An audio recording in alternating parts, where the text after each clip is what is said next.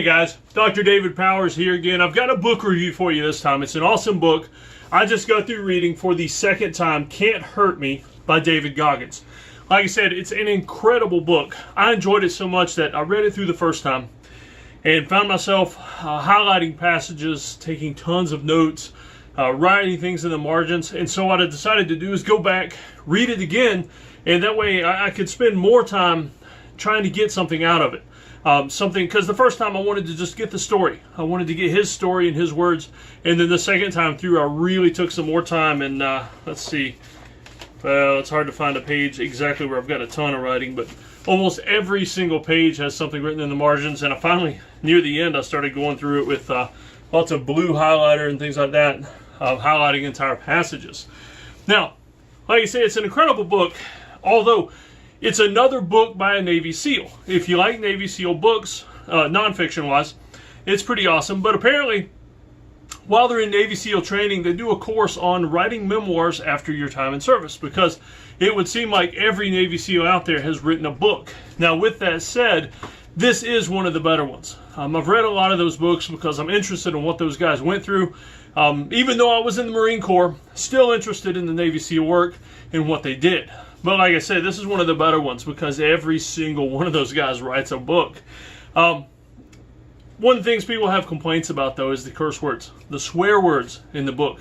If you're a fan of Goggins, or if you've ever heard of him, listen to his Instagram videos because they're on there daily while he's jogging. Or if you've heard any of his interviews, the man loves to cuss. Cusses like a sailor because guess what? You know, he was one. And so I went through the book on the second read-through, and I actually wrote down or made notes about the number of curse words. So I've got this on my computer screen right here. So I'm going to tell you a little bit about it. And just to give you an idea of the amount of curse words, if you're a fan of The Walking Dead, especially the comic books, and you know of the character named Negan, I'm going to compare David Goggins' curse words to Negan's. And that way we can get a good score and see whether or not Goggins really cusses that much. So let's see. Racial slurs. Alright, see, Goggins had 14 racial slurs in the book, but he is an African American, and so, I guess that's allowed. I like to listen to a lot of gangster rap, and they say words that I cannot. And so apparently, Goggins is allowed to say that stuff, especially when he's talking about people saying that to him. Negan got a 0 on that. He doesn't talk about racial stuff at all. References to hell. Not including Hell Week, because like I say, all Navy SEALs spend at least 2 to 4 chapters to half the book talking about their Hell Week experience, because apparently nobody else in the world has ever gone through anything as hard as that. But so references to hell, not including Hell Week, Goggins had 44. Negan apparently doesn't talk about hell at all. And alright, so the rest of these words, so I'm not going to say the bad words, because I do want kids to be able to watch this video with me talking about cuss words. And also my mom, I'm afraid she might think that I'm not a good Christian and wouldn't go to heaven if I say these bad words. And so I'm going to give you the bad words that our drill instructors used to say to us in boot camp. And so the next one is darn, or variations of darn. Goggins had 54, Negan 26. Not a popular cuss word with Negan. The next one, a 4-letter word, often mispronounced as shoot, or shite.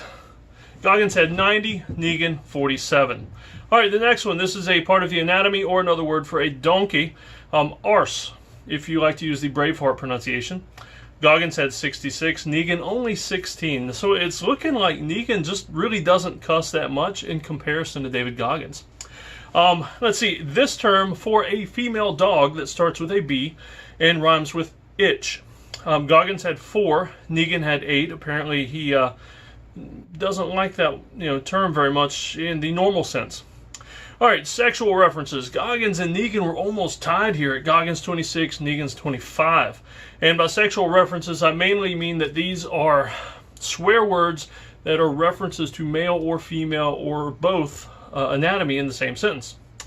Alright, F words, often written in comic books as F asterisk CK. I'm sure you get which word I'm talking about. Goggins used this word 260 times in his book. And if you listen to him on the interviews, he uses it probably that many times in some of the interviews as well.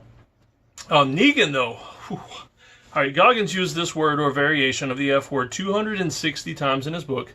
Negan in the comic books that I analyzed, 48 issues of The Walking Dead, used this word 465 times. Apparently that is Negan's favorite curse word, and also David Goggins's. All right, so the final tally, the score here, if you're worried about reading this book because of the swear words, or even The Walking Dead, since I'm using that in comparison, David Goggins had 558 swear words or variations of swear words in his book. Negan, in 48 issues of The Walking Dead, had 587. So he eked out a win. He won over Goggins by 29 points. Definitely used on the use of the F word. And so, like I said, if you're at all concerned about reading this book because of the curse words, don't. You will not enjoy it. It's like every other sentence has a curse word. And so if that's going to keep you from enjoying the book, just don't even buy it. However, I'm a good church-going kid, and I don't cuss much, except for when I'm really mad. And so, but I've heard this stuff a lot. I was in the military, in EMS. I've heard this stuff a lot from patients and just my friends and people that do cuss a lot. And so I kind of gloss over it. I don't even pay attention to it that much in movies and books. And so I got a tremendous amount of motivational value out of this book. But I definitely would not recommend this book at all for kids. I'd say under the age of 18. And if your kid talks like this at all, and they're under the age of 18, still don't let them read this book. They need to quit talking like that. They need to learn some better words. So just a couple more notes and I'll finish up my review for you here. A couple of the questions I had about David Goggins, and don't get me wrong, I tremendously respect this guy. He has done some amazing things and his story is truly amazing. But a couple of things I wondered, and maybe you were wondering too, is David Goggins as a dad. He mentions having a kid and possibly a couple of kids in the book, but you hear absolutely very little about them. And so I kind of wonder, what kind of a dad is he? Has he just abandoned the kids? They're not part of his story. They're not an important part of his story. It was a curious thing for me because I'm a dad of 5. And pretty much anything I write has a lot of references to the kids, or at least stories and anecdotes that you can read into and say, you know what, this guy's a dad. He gets the whole parenting thing. And so it makes me wonder about Goggins. Is he just not... is he one of those guys that's capable of making children, but not capable of being a dad? And so, I'm not sure about that. Didn't really get that from the book. Another thing, this book heavily depends on or focuses on his athletic accomplishments. There is a lot of talk about being a Navy SEAL, but very little talk about his overseas deployments. And I've also noticed in some of the interviews, reference is made to other popular Navy SEAL authors who did have extensive deployments and talked a lot about them, like Jocko Willink. His name came up during the Joe Rogan interview with David Goggins, and it almost seemed like Goggins kind of glossed over that, hey, I've heard of him, but don't really know him, or I've met him, don't really know him. And so it kind of makes me wonder about Goggins' overseas deployments, because we know from the way the other Navy SEAL books are written that not everything they do is top secret. Most of the stuff by the time they write these books can be revealed, just maybe except for a few facts here and there. And so Goggins talked very little about that. It struck me, though, as kind of odd because it seemed like the kind of thing, had he had any really good, relevant combat experience, that he would have talked about it. So it kind of made me wonder. If there was some, or maybe the whole dad thing, maybe Goggins, if you ever hear this, maybe you can tell us a little more about that in a second memoir. I'd definitely read it if you put it out there. But I'd love to hear some more of your war stories and some of your parenting stories as well, if there are any. And then, one last thing is one of the things I really appreciate about Goggins that some of you may also run into, especially if you're trying hard things, ultramarathons, Hell Week, the military, being a parent, some of the hard things in life. It gets rough. You have nobody to talk to. And one of the things Goggins is really good about is opening up about everything he has gone through, from being fat to the crappy childhood he had with his father, some of the things he went through with jobs and times he failed.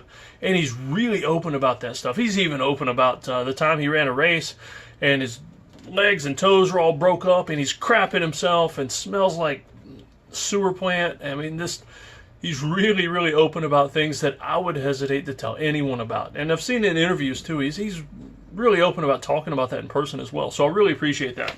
It lends a lot of credence to the idea that us military guys and people who have had similar experiences like that, well, not so much the crapping yourself during a race experience, but others, find somebody you can talk to.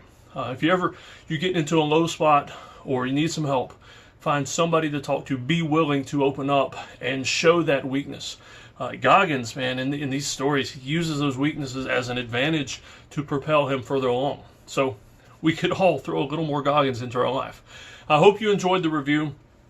I highly recommend the book. Definitely, though, only for certain age groups and only as long as the swear words aren't going to bother you too much.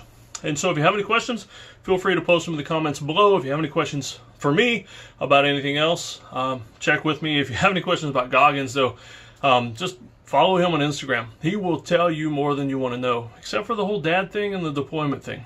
Maybe we'll ask him about that. All right, so this is Dr. Redbeard tuning out. Thanks.